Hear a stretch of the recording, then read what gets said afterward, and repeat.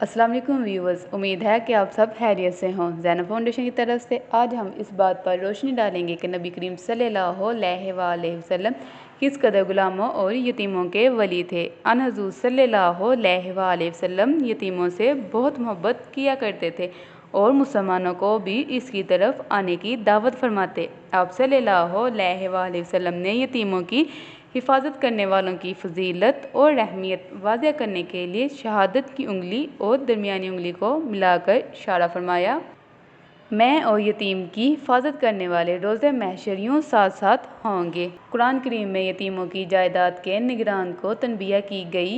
وَآتُوا الْيَتَامَىٰ أَمْوَالَهُمْ وَلَا تَتَبَدَّلُوا الْخَبِيثَ بِالطَّيِّبِ وَلَا تَأْكُلُوا أَمْوَالَهُمْ إِلَىٰ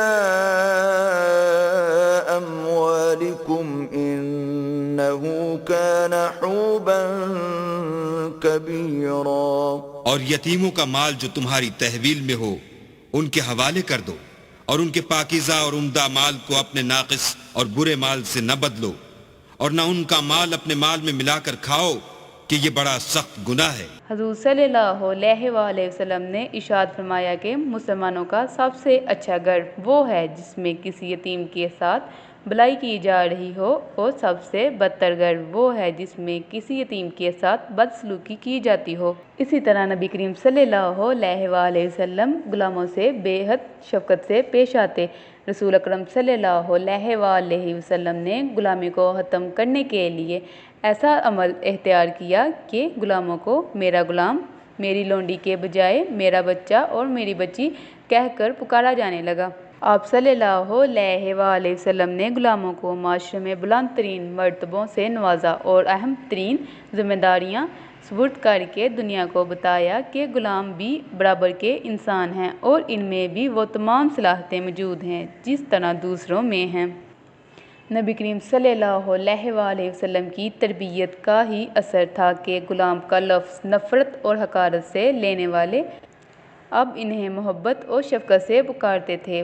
وہ لوگ جنہیں جنگی قیدی ہونے پر غلام کے نام سے پکارا جاتا تھا، دائرہ اسلام میں آ جانے پر انہیں سرداری بھی سونپی گئی۔ ان کی کس بات سے اختلافات کرنے کی جرأت اس بنا پر کسی نہ کی کہ وہ غلام تھے۔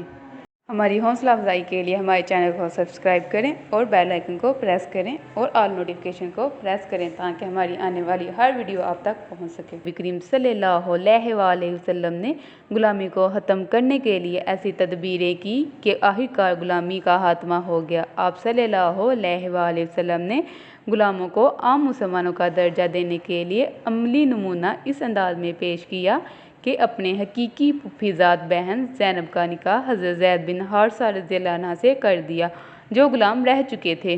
دنیا کی تاریخ اس طرح کے عملی نمونے پیش کرنے والی آپ صلی اللہ علیہ وآلہ وسلم کے علاوہ کوئی دوسری ہستی ڈھونڈنے سے بھی نہ ملے گی۔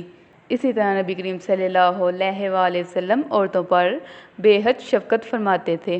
آپ صلی اللہ علیہ وآلہ وسلم نے اپنے عمل اور برتاؤ سے یہ ثابت کیا کہ عورت کی ذات شرم کا باعث نہیں ہے۔ اگر وہ بیٹی کے روپ میں ہے تو انتہائی محترم کے ساتھ اس کے سامنے آنے پر شفقت اور محبت کا برتاؤ کیا جائے۔ اگر وہ بیوی ہے تو روحانی سکون اور دلی اطمینان کا سبب ہے، اس لیے نہ صرف برابری کا سلوک کیا جائے بلکہ اس کی ہر جائز خواہش پوری کی جائے۔ عورت اگر ماں کے روپ میں ہو تو جنت اس کے قدموں تلے ہے۔ ہماری حوصلہ افزائی کے لیے ہمارے چینل کو سبسکرائب کریں اور بیل آئیکن کو پریس کریں اور آل نوٹیفیکیشن کو پریس کریں تاکہ ہماری آنے والی ہر ویڈیو آپ تک پہنچ سکے۔